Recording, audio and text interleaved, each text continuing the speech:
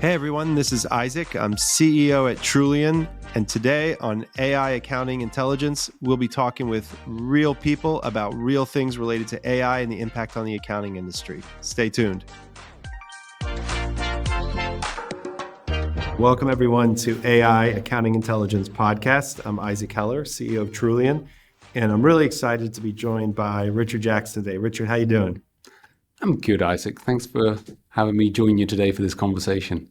Absolutely. So Richard Jackson is the AI assurance leader for Ernst Young, a recent guy I've gotten to know, some incredible thoughts and ideas about the future of AI and assurance, and we'll get into all that, and I'm excited to do it. But before we do, Richard, you'd had kind of this amazing arc, in your career as an accounting leader. I know that you're based in the Bay Area right now, but you don't sound like you're from the Bay Area, if I may say. So tell us a little bit about that arc and how you got to where you are today. Yeah, absolutely, Isaac. So I always tell people, for those that have an astute ear, as you say, this is not a native Californian accent. I started my career in the UK, and I'm not sure if I've ever even admitted this to you, but I started life I'm an English graduate by origins, and if that wasn't obtuse enough, I actually went to Wales to study English. So if you can wrap your head around that one. But, I started my career straight out of college into Ernst Young in our assurance practice. And so I spent a lot of my early days, that was back in the beginnings of the 90s, where anyone who's a history of the tech industry knows that's really when a lot of the US companies really started expanding into Europe. And many places use the UK as their home base. Similar language, similar legal system, all kinds of things. And so from the get-go, I was just working with technology companies, albeit the European subsidiaries or the European operations of some of the major houses. So increasingly, I'm just a tech nerd. I'm not a coder, so don't ask me any coding questions. But I'm just a genuine enthusiast for the technology. And so back around 2000. I decided I wanted to swim upstream to see what was going on at this mythical place called Silicon Valley. So I joke because, again, for anyone that's a student of history, they remember what happened in 2000 to the tech industry. Instead of coming over to do a bunch of IPOs and work with some massively expanding companies, I spent a lot of time dealing with restructurings and debt issuances and fundamental refiguring of the business as we experienced the dot-com. And then anyway, through a laundry list of iterations and reinventions of the technology stack, I've worked with everything from the hardware companies through to software, the cloud generation, the SaaS generation, and then now into AI. So it's been an exciting journey. It's one of those ones where you always say it made absolutely no sense if you were trying to plot it on a forward graph. But when you look back, you can kind of see a pattern to it. That's awesome. And, just for everyone listening today, we're going to talk about AI and ethics. I think we'll also get into a little bit about some of Richard's perspectives about maybe the future of audit and assurance as it relates to AI. So that's really exciting. But before we do, we've got to unpack a little bit more. I have to wonder if, you've now got this role of AI assurance leader at Ernst Young. Do you feel like those Silicon Valley, that air out there made you uniquely positioned to, be advanced as a tech leader? Or maybe it was the other way around. It drew your tech-inclined mind to the Bay Area. I'm a tech founder now, and you hear that there are always a lot of the early adopters out there in Silicon Valley. You think the audit and assurance practitioners are ahead of the game too? I'm not sure the words assurance providers and ahead of the game have ever been used in a sentence before, Isaac. But no, I think in our world, I describe to a lot of people that our profession has been around for 130 years, and we've always done things in a certain way and at a certain pace with an extensive amount of regulation, and we started seeing some of this wave of disruption and technology coming. We've been in this game now for a couple of decades, building some really cool tools and technologies to really enhance our business. But this explosion of AI in the last few years, and especially with generative AI in the last couple of years when it broke onto the consciousness, I describe to people that our profession is going to change more in this next 10 years than we have in the last 130.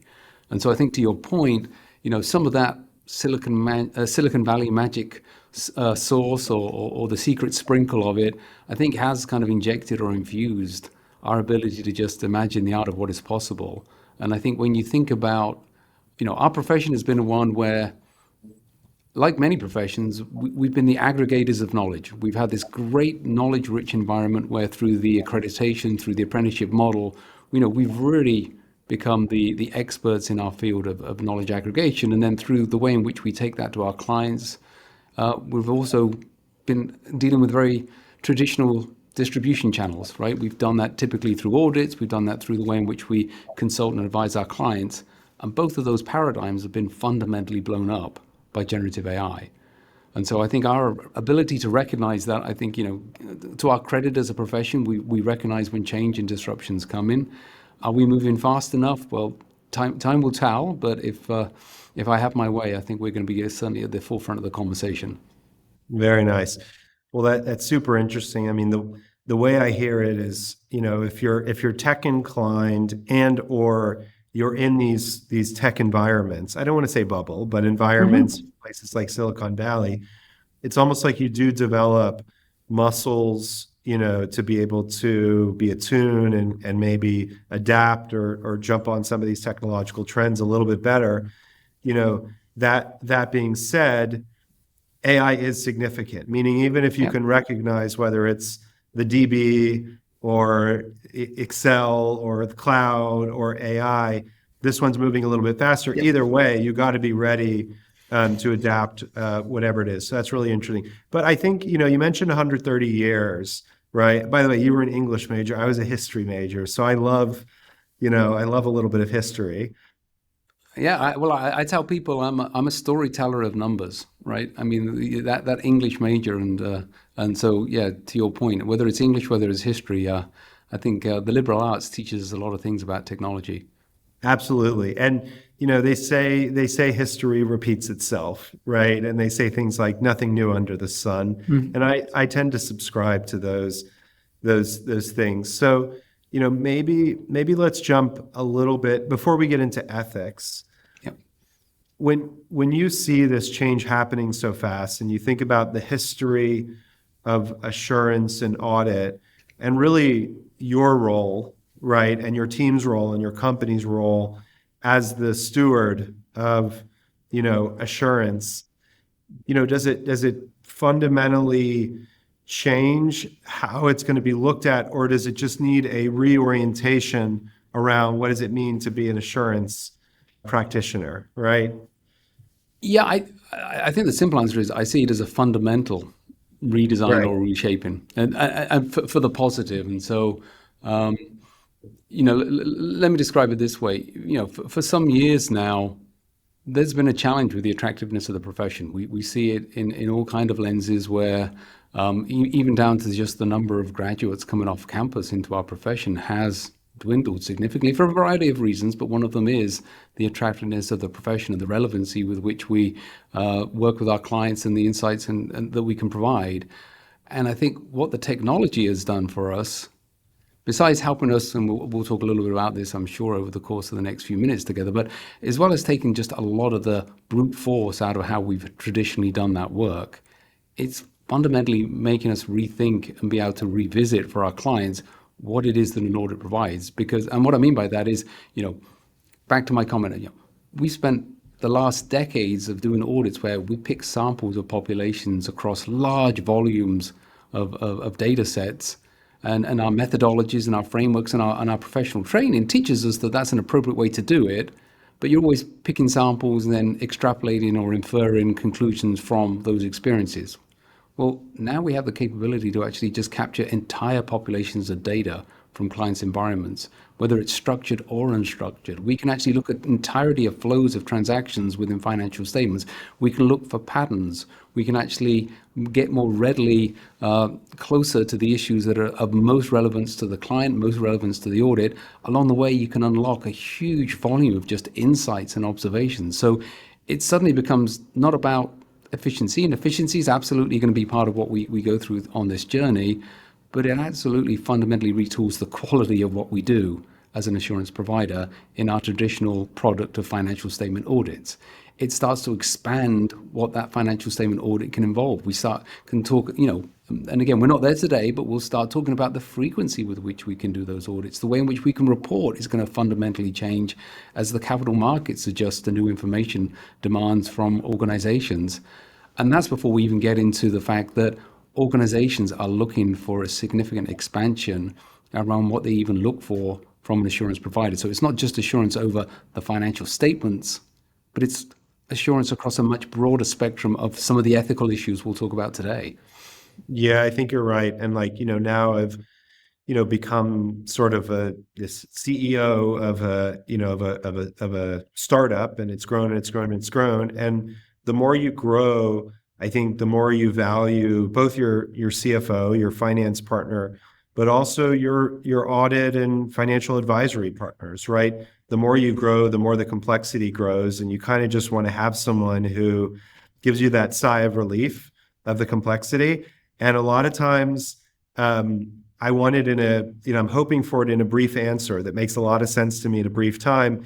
But knowing people like you, Richard, and your team, it's backed up by, whether it's years or mountains of data and experience. So I appreciate it a lot more, now that the business is No, grown. well, thank you for those words. And Isaac, as you and I have got to know each other, and as you say, from that vantage point of a CEO, where you as an organization are making lots of representations, whether it's internally to your board, whether it's to your shareholders, and your investors, whether it's externally to your customers, and then increasingly to regulators and third parties, and all of those conversations, all of those representations.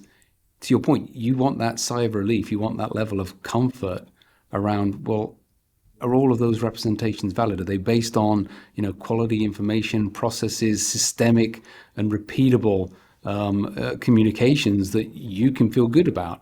And what's that? That's assurance. That's that thing that is, every day, that's what I get up and think about. How can I provide that for our clients? Yeah, that's amazing. And let's jump into ethics a bit. And I'd like to kind of the way I think about this. I had a joke with our head of AI today, and 5 years ago when we started, we felt like people weren't adopting enough AI. We were talking about AI and accounting and audit, and it fell on a lot of deaf ears. We said, where is everyone? And now, fast forward 5 years later, we actually think that they're blowing it up a little too much. We do think there's a little bit of hype. And, I always wonder, you mentioned kind of the profession, some changes, wanting to just increase the attractiveness to the profession and stuff. On one hand, you've got to adapt the technology and adapt the business models to meet the demands. But on the other hand, if you move too fast, you can maybe, drop some things when it comes to ethics, which is really a big part of the bedrock of being in this industry. So, just paint us a picture, the fundamentals. What role does ethics play in the accounting and audit industry? And then we'll unpack what AI is going to do to this. Yeah, absolutely. Well, a phrase, I stole this from one of my colleagues shamelessly, but and I won't name him because he'll want copyright on it. But one of the things that I loved is this idea that an organization can only move as fast as its braking system. And the better the braking system, the faster you can move. And that, I think, has really been, to your point, Isaac, around to date, a lot of organizations have been challenged by that combination of the brakes and the accelerator, in my car analogy. In the early days, and when I mean early days, especially when Gen AI exploded onto everyone's consciousness, right? You and I know it's been around for a lot longer than that, but it certainly spilled into the boardroom and spilled into kind of everyone's consciousness a couple of years ago. The first reaction to that was to hear and see all these kind of risks and all these kind of horror stories of what could go wrong with the technology. It was everything from bias to hallucinations to transparency, explainability, all the things that are a byword. And there was a lot of reactions to that, which was to shut it down. It was, whether it was in corporations basically saying, don't allow it into the house, whether it was blocking employees from being able to go out and experiment with some of the public tools. We even saw some countries where the whole country was trying to ban it. And I think it was very much a knee-jerk reaction to that fear of not having a braking system, which meant you had to have a heavy foot on the brake. I think what's changed since then is, first of all, people have started to get a better appreciation of, well, how do you build those brakes, and what do those brakes look like, and how can you make them proportionate? I think the other thing that's massively come along is the fact that people have started to realize this technology, to your point, isn't going away. We can discuss and debate, is there a hype bubble to it, but it is certainly transformative. And I think a lot of organizations have started to recognize that it is going to be a differentiator for them in the growth agenda. It's not just about the margin effects. It's not just about taking cost out of the organization. It's actually going to be increasingly a top line revenue growth generator. And for some organizations, it's going to be the difference of whether or not they actually get disrupted at an existential level. And so I think because of that, there's been this pivot back to, okay, well, now how fast can I go on the accelerator? Now, within Yeah. that, to your point, I think people are realizing it takes a lot of investment to go full throttle on the investment. We can talk a little bit about why is that. But I think we're in this interesting period whereby organizations know they've got to do something. They're not quite sure exactly what to do. And again, as I'm sure we'll talk a little bit about today, they're looking at this against a very rapidly evolving regulatory and compliance environment where they're trying to make sense of what does good look like. Yeah, absolutely. And to keep going a little bit with the analogy, I remember my days in the arcade. I don't know if anyone out there went to the arcade, but there was that driving game. At one point it was Cruising USA, and you could go as fast as you want, but you needed to either use the brakes or let the brakes off of the turns, or you hit the walls, Right. right? And you would be okay like bumping into the walls a little bit, but if you bump too hard, you would just spin out, right? And so that's what I feel like it is. It's kind of that art of I've got to brake. I want to keep the speed going. I'm okay. Maybe there's some bumpers I got to hit along the way, but I don't want to spin out, right? Right. Or I don't want to finish last in the race. So I like that analogy. I mean, are there AI driven tools, whether in finance or other areas, that are being implemented that you see as potential risks, or just kind of things you're flagging as you look at these larger companies, right? Yeah, I think. Well, I think first off, I think one of the things we're seeing is it is different organizations have got massively different ways in which they're trying to implement the technology. And that's giving rise to different risks. And so what I mean by that is, we see and we're an example where we have democratized the technology by putting some powerful, we call it EYQ, which is our version of a private large language model within our environment, where it's available to all of our 400,000 people. We're also significantly deploying Copilot across all of our workforce over a multi-year journey. And what that does, as an example, is that creates a huge opportunity for innovation across the enterprise. But at the same time, it also exposes significant risks, and some of those risks just keep it very tangible. It can be the risk of where's the data, what's happening with the data, are you satisfying your existing obligations? We've got hundreds of thousands of clients that trust us with the custodianship of their data for our everyday activities, whether it's in assurance, whether it's in our tax service lines, etc. And so part of what we've had to do is prepare for how do you put in place an appropriate layer of governance, a layer of just good housekeeping around some of those fundamentals of confidentiality of data, the misuse of data, the mitigating from the misuse of data, as well as starting to get into understanding, well, what are the use cases that people start putting this technology to, and how do you make sure that, everything from it's not being abused through to it's not being duplicated. There's a whole questions about efficiency. We perhaps won't touch on that today in terms of the cost element of this deployment. Right. But you do have to kind of set those ground rules. And so we talk a lot about how do you do that through establishing governance frameworks within an organization where you can actually start helping the leadership teams and the organizations understand even just what are the ground rules, what are the table stakes in terms of how you start deploying this technology.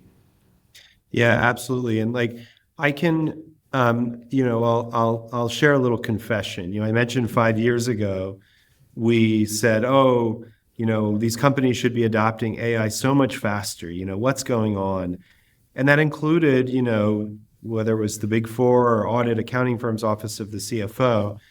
And, fast forward 5 years later, I've gotten to know you, met, different people on the EY team. You've got a new leader with Janet. And we've been really impressed with, a lot of the, kind of AI elements that EY has put into place. I mean, we don't know everything, obviously, but some of the things we've learned from, the senior managers and the partners on up have been pretty cool. So it's kind of been fun to see this almost like fast adaptation. And I think it relates a lot to the ethical backbone that I think a lot of people come from. We want to move fast, but we want to make sure that we don't spin out or, have healthy brake fluid, let's call it. We want brake fluid and stuff like that, right? Is that fair? No, absolutely. And I think, it kind of goes back to one of your earlier comments. Yeah, having that heritage of being an assurance business for as long as we have been, it's kind of in our DNA. So in some regards, we're a little bit spoiled in that when we come to, a conversation like this disruptive technology, we do so where being thoughtful, intentional about deployment, being thoughtful around the risk management of it. That's just in our fabric of what we do. And so, if you like, the opportunity there is you can only move faster than your natural gear is. For a lot of organizations, it's the other way around. It may be, to your point, where back to your analogy of being the teenager in the arcade game, you just want to go fast. You want to go fast around that corner, and a lot of organizations are having to learn what it feels like to hit that wall too fast on a corner. They're having to realize that pumping the brakes sometimes isn't actually a dirty word. And now the trick comes, how do you actually do that in a way that balances speed and efficacy at the same time? Interesting. I've got to ask you a curveball here because, you're in Silicon Valley, and I always wonder, we're talking about AI and how to kind of use AI and internalize it. Do you think that being around AI companies has helped, your team, your colleagues, meaning like, we don't have to get into who audited who, her advisor, but I mean, Silicon Valley is the heart of some of these hyper growth AI companies, the large language models. Does that collaboration benefit you guys as being able to stay at the forefront of how to innovate internally with AI? Yeah, absolutely. I mean, the way I describe to people is I've over the years, I've spent a lot of time working with clients, and especially in this kind of DevOps environment that we see prolifically across the Valley. There's nothing more, I think, intellectually interesting than sitting down with an engineer and talking about what you think your problem statement is. And the way I describe to people is what I love about working with software engineers and developers. They come back to you a couple of days later and say, hey, I thought about your problem, and one of the things I realized is that your problem wasn't issue ABC. It was actually A, B, C, D, E, and F. And so I built a solution for you. And I think that ability to actually, work in environments where people will help you critically challenge what you think is your problem, and actually then bring back a level of creativity around a solution plus on steroids, has been one of the things has helped me in my thinking about the art of what's possible within the technology. The other thing I think that's interesting, being in the Valley for as long as I have, and you mentioned, Isaac, I'll go back to you being a student of history. There are these evolutions of technology that we've seen before, right? We've seen what it's like when technology has, in past iterations, in past generations, moved at speed and then had to have a snapback for the regulatory environment.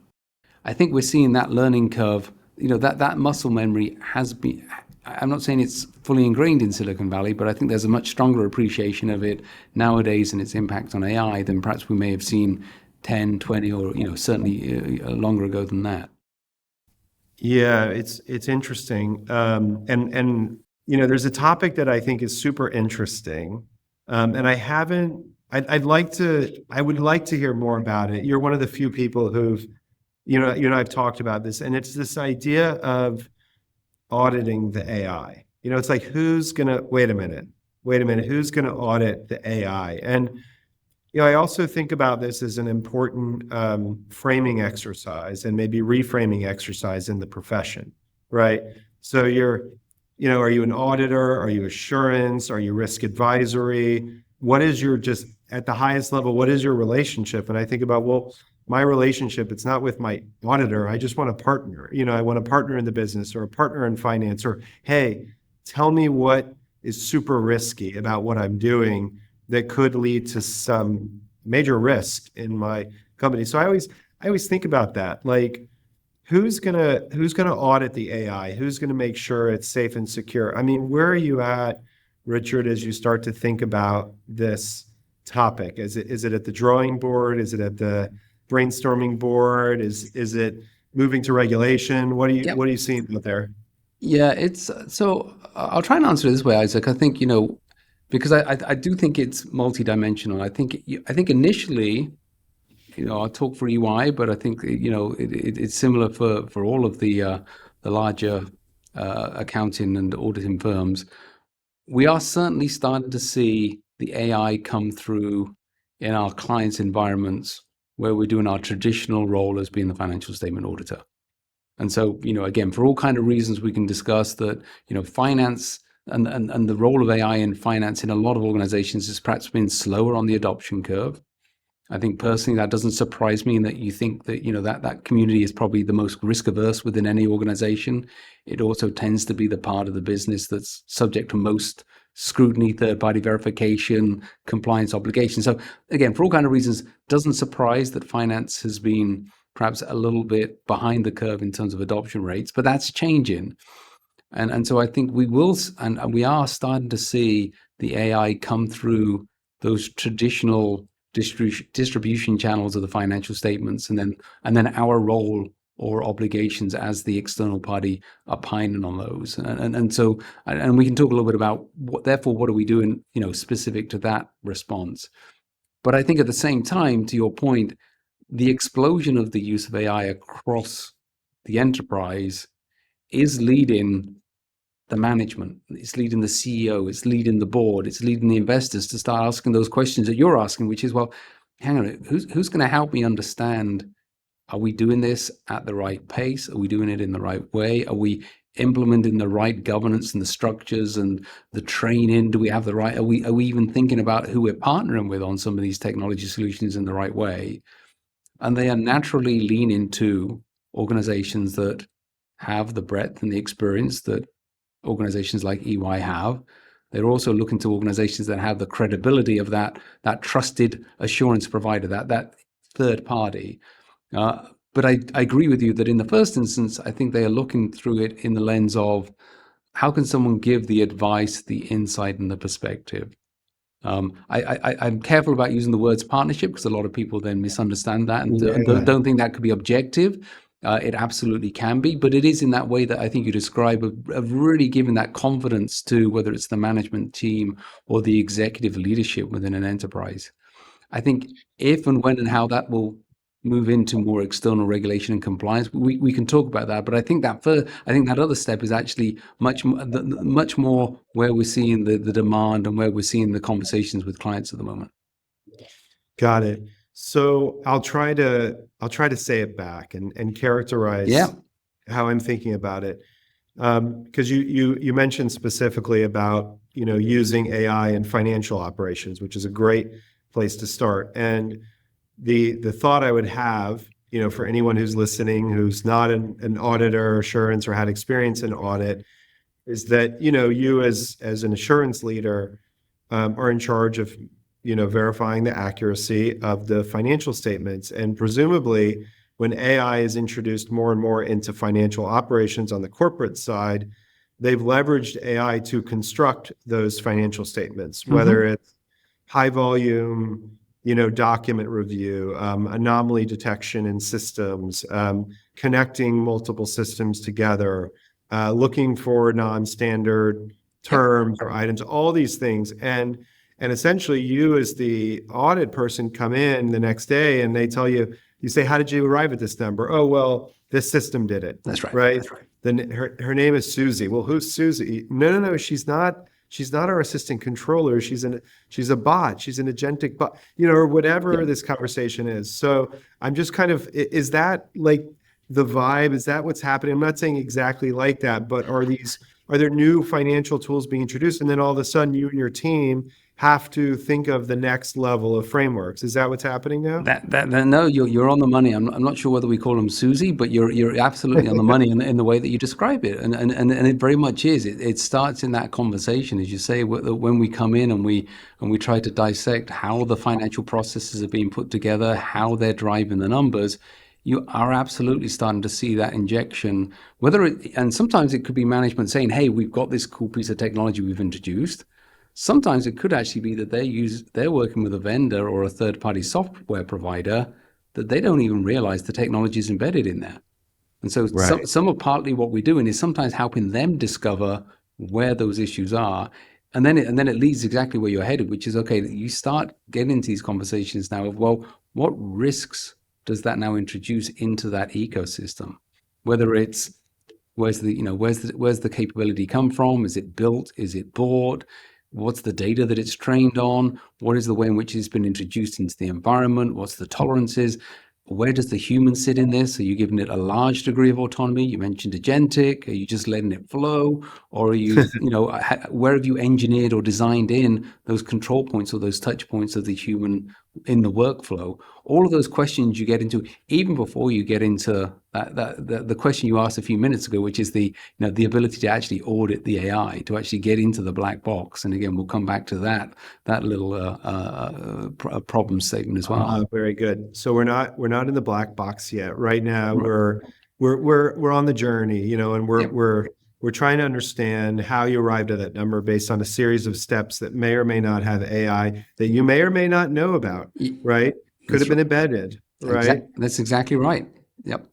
And then, I have to ask, you mentioned regulation and regulators a few times. That's obviously a huge part, right, of the audit practice. You've got to be compliant, whether it's GAAP, IFRS, SOX, all the existing frameworks. And then, as an audit firm, you've got the PCOB and internal inspections and all those areas.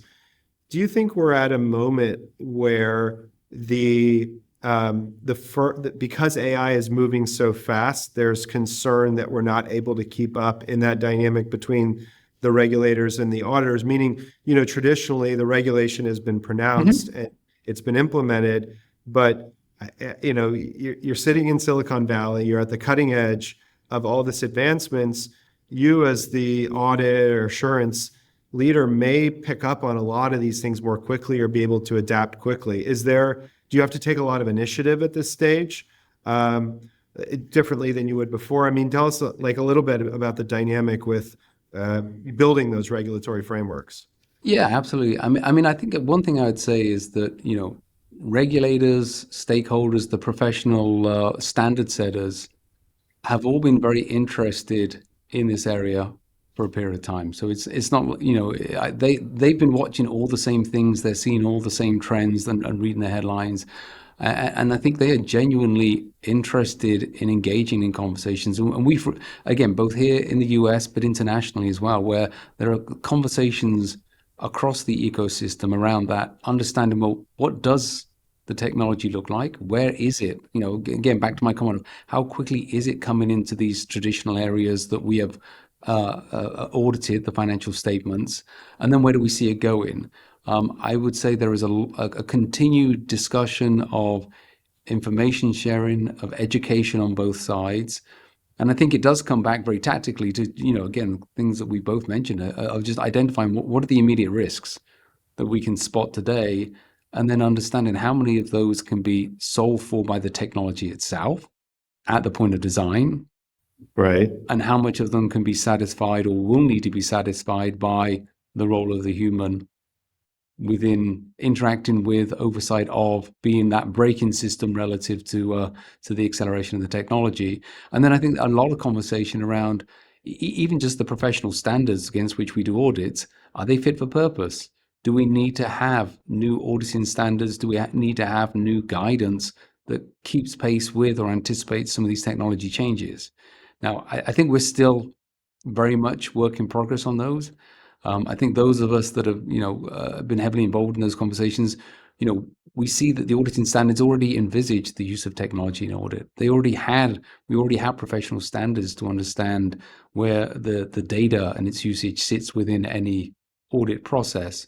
We already have fairly expansive and very robust standards around what's the responsibilities of the human to interact with, to supervise, and to review those technologies. But at the same time, the technology is pushing the boundaries every single day of the art of what is possible. And again, agentic's a great example, right? Where you think about the ability to just fully automate and give autonomy to the technology itself. Well, at some point, you've got to be able to understand what the technology is doing to be able to see the logs of, was it really following what it had been asked to do? Was it really acting with the creativity sometimes that the technology can actually introduce into the process? Or is it executing to a plan that the human has already kind of understood and reviewed and blessed? And I think that my point being, it is a continual, I think, evolution, will continue to be an evolution. And I think there will be a healthy tension between the pace at which the technology can evolve and then the way in which the regulatory environment can either keep up with it, anticipate it, and with varying degrees of specificity. Again, we're seeing a little bit of a checkerboard, not just within the audits, but more broadly around what does compliance in the AI space look like. It's funny. Well, first of all, like if I'm starting my career in accounting or thinking about going into it, I think these are pretty cool problems to solve. I think these are very interesting challenges. And I also think that there are challenges that some people who are graduating may be, more uniquely suited to solve, right? It's a generation. Yeah. Richard, I don't use Chat GPT. I'll be honest. Like I saw someone with the app. I'm sure I should use it more, but like, I've looked over the shoulder at some people who work here at Trullion, and they prompt engineer everything, and it's like they're good at it. It's like a skill, on the list. And so I wonder, like, I just think that's an incredible professional challenge to tackle. You mentioned agents. Maybe let's try. Can we unpack the black box? Can we just can we go inside and check it out? And like, how do you audit? I don't even get it. Like, how would you audit the black box? Would it be reperformance? Would it be just show me what you arrived at? Is there something we're not even thinking about? Do you Yeah. just leave the black box alone and focus on outcomes? Up until your last point, I was going to say all of the above. I think it absolutely can't be about leaving the black Okay. box alone. I think certainly today, because there's been that, certainly the challenges of opening another black box, we've had to look around the box, right? We've had to look to issues like training. We've had to look to how it's been developed. We've had to look to the data source, all those things that I think a lot of people are familiar with. But I think now as we move forwards and we learn more, we are cracking open that box, and we're getting into, I would still say it's work in progress. I would characterize it as it's combinations of the things you described, Isaac. It's the ability to actually create better logs of what the technology is doing, to better create that breadcrumb trail that understands, at least on a look back basis, and again, we'll come to whether or not you can start doing it more real time, but to look back and see, was the technology doing the things you expected it to actually create parallel technologies and uses of the bots where they can actually be quality controlling the AI. So AI checking the AI itself, and perhaps having multiple versions of those quality control bots in the environment simultaneously checking things as processing occurs.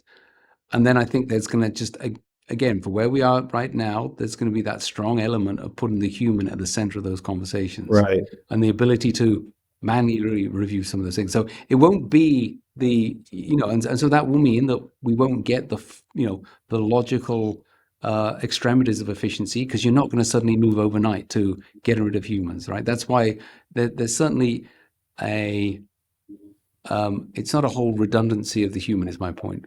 It's certainly going to require a new retooling of the human and the human's skill sets, and its role within those processes, but it's not going to be a removal of the human, at least in the short to medium term.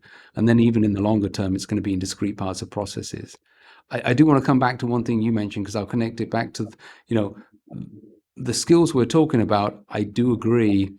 I think are most readily adapted and picked up by some of our youngest professionals. And that level of interest and energy and just the intuitive way in which we see our youngest, we hire thousands of people off campuses every year across the globe. And they are just more naturally attuned to this way of thinking. They're more curious about it. They're less intimidated by the technology, and they perhaps don't draw the bright lines that people of my generation do when we think about all these challenges. They're actually much more willing to interact with it in the way you described, and actually jump into the box, think around the box, interact with the box. And I think that's hugely exciting. I think your observation that this is definitely an exciting time to be joining the profession. Definitely. Well, we need the best of both worlds, the English, the history, all of that. I think, people forget there's a lot of money at stake. There's a lot of trust that we've built up over decades. Accounting is the language of finance, and it's the bedrock of financial reporting. So I just think it's fun to always remember that we're in this for the ethical considerations and concerns, stuff like that. So maybe leave us on one last note. Look into the crystal ball. What is a topic around the intersection of AI, finance, and ethics? One area that you're personally interested in these days and exploring, in the next year. Yeah, I'm going to bring it back to that nice little word called data. Ooh. Because I think where a lot of organizations we're finding that they've come to that stark realization that true disruption and transformation of AI and its capabilities is heavily predicated on the access and the quality and the availability of the data that they've got within the enterprise. And they're significantly realizing that they've probably underinvested in it. They probably haven't thought as creatively as they could around what all those different data sources are within the enterprise. And they are desperately keen to understand, well, what is the AI readiness of that data? How do you actually make sure that it's fit for purpose so that you avoid issues like bias, so you avoid issues like just basic quality inputs? And it's not sexy. It's kind of, you're taking care of the plumbing. But I think a lot of organizations that I speak to, they've suddenly realized that, that demand from the CEO of how are you going to fundamentally transform my business, or that ask for how are we going to fundamentally change the organization, the product offerings, the service offerings we've got, how would we stop ourselves from being disrupted? It's got to come back at least to a significant level, that linchpin of data. And that's our sweet spot, right? Our sweet spot, coming back to understanding where that data comes from, being able to, good old traditional things. Is it complete? Is it accurate? Is it fit for purpose? And then giving those insights and values to the client around, okay, what is it you need to do to now transform that data and unlock the capabilities to unlock all of the potential that the technology can now bring to it.